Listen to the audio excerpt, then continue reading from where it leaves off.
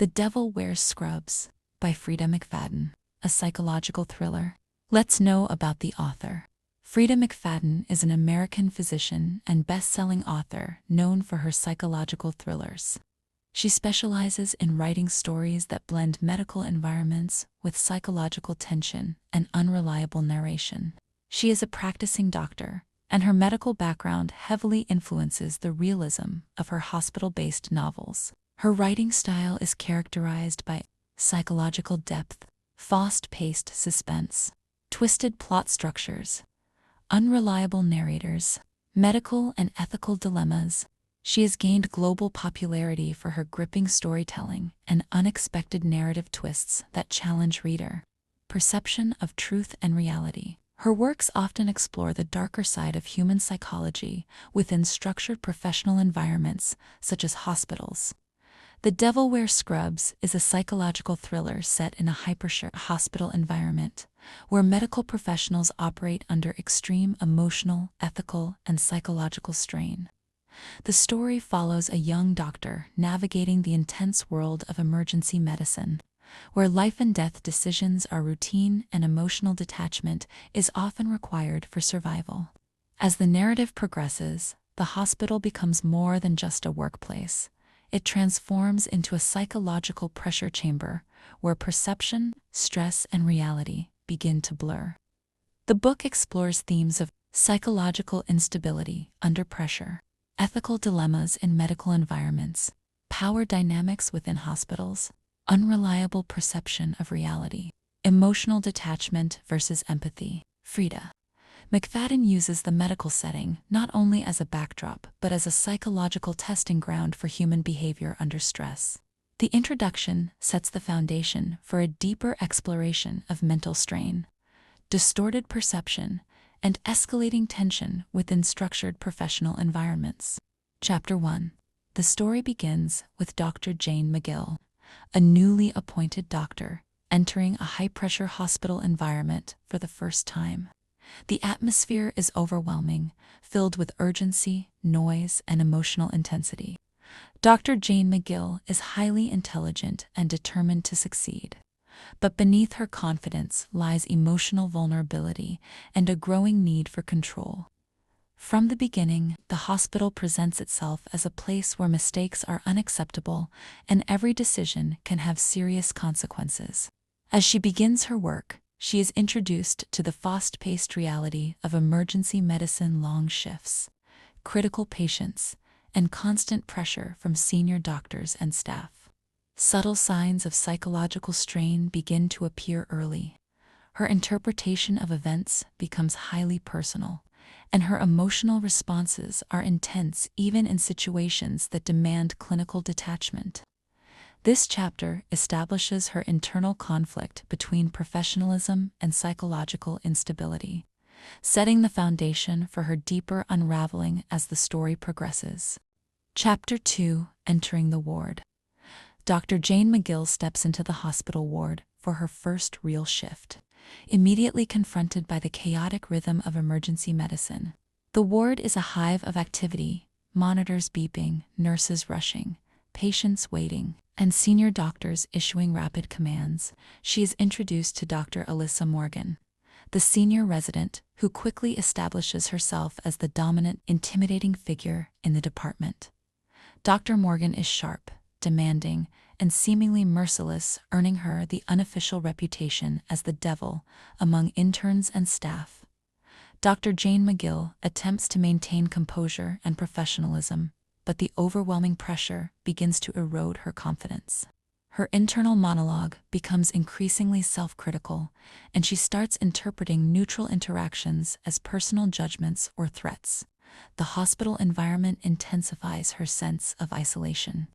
She feels constantly watched, evaluated, and found wanting. Subtle signs of psychological strain emerge: difficulty sleeping, obsessive thoughts about mistakes, and an inability to separate professional duties from personal worth.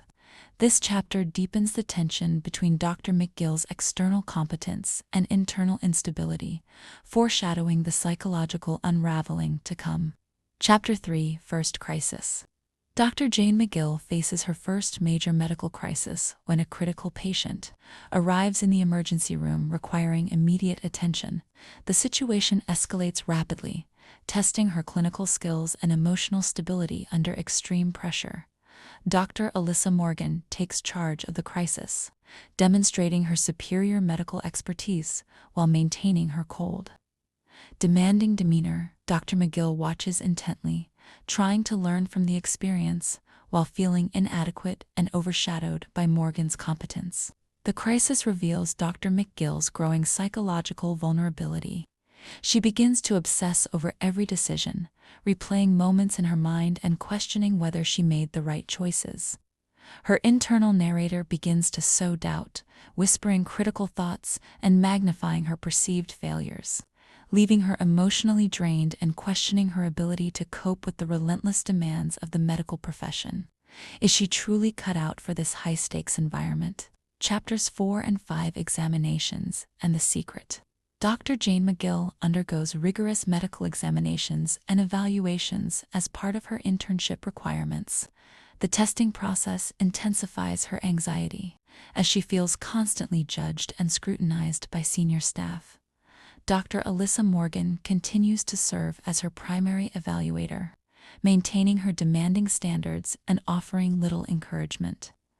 Dr. McGill's performance during examinations reveals both her intelligence and her growing psychological instability.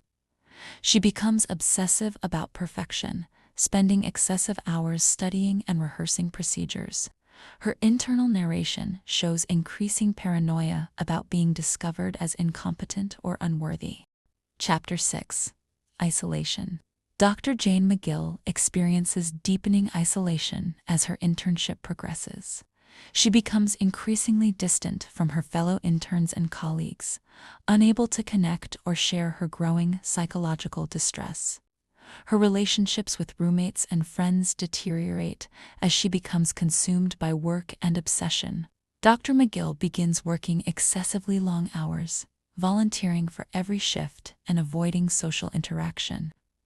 She convinces herself that isolation will help her focus and prevent mistakes. But in reality, LT accelerates her psychological decline. The hospital becomes her entire world, blurring the boundaries between professional duty and personal identity. Chapter 7: Paranoia. Dr. McGill's psychological state deteriorates into full-blown paranoia. She begins interpreting neutral interactions as personal attacks or judgments.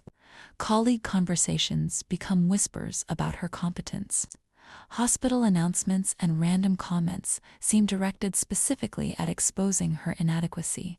Her internal narration becomes fragmented and unreliable. She questions whether her perceptions are accurate or products of her deteriorating mental state. Dr. Alyssa Morgan's professional criticism becomes evidence of a personal vendetta. Dr. McGill starts documenting interactions obsessively, searching for patterns and hidden meanings. These chapters mark the critical turning point where professional stress transforms into psychological pathology, setting the foundation of the remaining 27 chapters of escalating instability. Chapter 8: Dr. Jane McGill confronts Dr. Alyssa Morgan about the secret she has been uncovering. The confrontation escalates into a heated exchange that reveals the depth of Dr. McGill's psychological deterioration.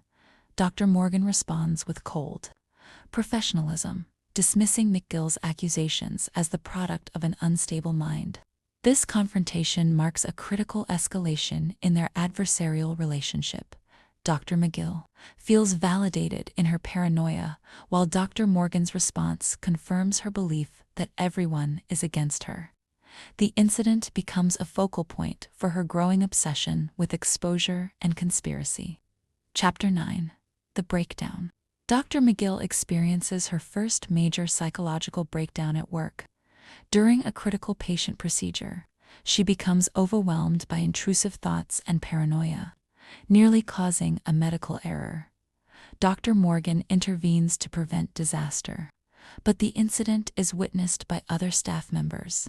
The breakdown forces Dr. McGill to confront the reality of her deteriorating mental state, though she refuses to acknowledge it openly.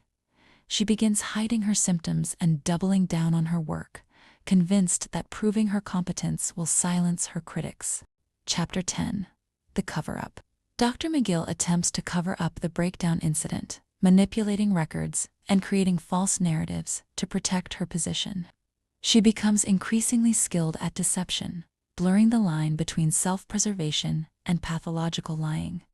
Her internal narration reveals her growing comfort with manipulation and her decreasing ability to distinguish truth from fabrication. Chapter 11. The Escalation. Dr. Jane McGill's psychological deterioration accelerates as she becomes more entrenched in her delusions and deceptive behaviors. Following the cover-up, she grows manipulating hospital records and colleagues, convincing herself her actions are justified self-preservation. Dr. McGill begins targeting individuals she perceives as threats, including Dr. Alyssa Morgan and fellow interns. She plants false information, spreads rumors, and creates situations to undermine her perceived enemies. Her internal narration reveals increasing justification for her harmful actions. Her professional performance becomes erratic, brilliant during moments of focus, catastrophic during paranoia episodes. Patients experience complications, and staff complaints accumulate. Hospital administration notices, initiating inquiries into Dr. McGill's conduct and patient outcomes. The escalation intensifies Dr. McGill's isolation as trust erodes completely. She interprets every inquiry as confirmation of a conspiracy against her, deepening her paranoia and driving her toward more extreme measures. Chapter 12. The Investigation. Hospital administration launches a formal investigation into Dr. Jane McGill's conduct after multiple complaints and suspicious patient outcomes surface. Dr. McGill discovers the inquiry and interprets it as a personal attack rather than standard procedure, confirming her belief in an organized conspiracy against her. Dr. Alyssa Morgan cooperates fully with investigators, providing honest accounts of Dr. McGill's erratic behavior and the Chapter 10 breakdown incident. Dr. McGill views Morgan's cooperation as betrayal, fueling her obsession with revenge and exposing Morgan's supposed secrets. Dr. McGill begins sabotaging the investigation by destroying evidence, intimidating witnesses, and creating false alibis. Her manipulation skills improve as she becomes more desperate, but her actions grow increasingly reckless and obvious to observant colleagues. The investigation forces Dr. McGill to confront her precarious position, yet she refuses to seek help or admit fault. Instead, she doubles down on deception, convinced that outsmarting investigators will prove her superiority and vindicate her actions. Chapter 13. The Betrayal. Dr. Jane McGill discovers that a trusted colleague has shared information about her actions with hospital investigators.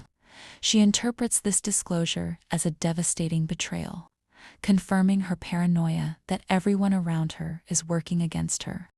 The perceived betrayal triggers an intense emotional response, and Dr. McGill begins plotting retaliation against the colleague. Her internal narration becomes increasingly hostile and vindictive. She rationalizes revenge as self-defense and justice. Dr. McGill's relationships with remaining allies deteriorate as she tests their loyalty and pushes away anyone who questions her behavior. The isolation deepens, and her psychological state becomes more unstable. Chapter 14. The Deception. Dr. McGill orchestrates an elaborate deception to mislead investigators and protect herself. She creates false medical records, manipulates timestamps, and plants misleading evidence to shift blame onto others. Her intelligence and medical knowledge make her deception difficult to detect, but her growing arrogance leads to careless mistakes. Dr. Alyssa Morgan begins suspecting Dr. McGill's manipulation and quietly gathers evidence. The cat-and-mouse game between them intensifies, with Dr. McGill becoming more reckless and Morgan more determined. Dr. McGill's internal narration reveals her belief that she is superior to everyone and cannot be caught, These chapters establish the escalating conflict between Dr. McGill and the hospital system, with her deception becoming more dangerous and her psychological instability more evident. Chapter 15. The Collapse. Dr. Jane McGill experiences a severe psychological collapse during a high-stakes surgical procedure. Her paranoia and exhaustion cause her to freeze mid-operation, nearly killing the patient. Dr. Alyssa Morgan steps in to save the patient, publicly exposing Dr. McGill's incompetence in front of the entire surgical team. The collapse shatters Dr. McGill's remaining professional credibility. Hospital administrators suspend her pending further review, but Dr. McGill interprets the suspension as wrongful persecution. She becomes consumed by rage and humiliation, her internal narration shifting from anxiety to vindictive fury. Dr. McGill isolates herself completely, refusing to contact colleagues or seek psychiatric help. She spends days obsessing over revenge plans, convinced that destroying her enemies will restore her reputation and prove her superiority. Chapter 16. The Consequence. The hospital officially suspends Dr. McGill and launches disciplinary proceedings that could permanently revoke her medical license. Dr. Alyssa Morgan testifies against her, providing detailed accounts of Dr. McGill's erratic behavior, dangerous decisions, and psychological instability. Dr. McGill views Morgan's testimony as the ultimate betrayal and vows revenge. She begins stalking Morgan, gathering information about her personal life and the secret she has been hiding. Her fixation on Morgan becomes obsessive, consuming her thoughts and driving her toward increasingly dangerous behavior. The consequence of Dr. McGill's actions becomes clear. She has lost her career, her reputation, and her sanity. Yet she refuses to accept responsibility, instead blaming everyone around her for her downfall. So far, what we know is that Dr. Jane McGill's suspension marks the beginning of her final descent into psychological chaos. Removed from the hospital, but consumed by obsession, she continues stalking Dr. Alyssa Morgan while plotting elaborate revenge against everyone she believes betrayed her. Her psychological state deteriorates rapidly without the structure of work. Delusions intensify, paranoia becomes all-consuming, and her ability to distinguish reality from fabrication disappears completely. This concludes Part 1 of The Devil Wears Scrubs, Chapters 1 to 16. From Chapter 17 onward, the story in Part 2, where Dr. Jane McGill's obsession reaches its breaking point, and the ultimate confrontation with Dr. Alyssa Morgan unfolds. Stay tuned for Part 2, the final confrontation. Thank you for watching.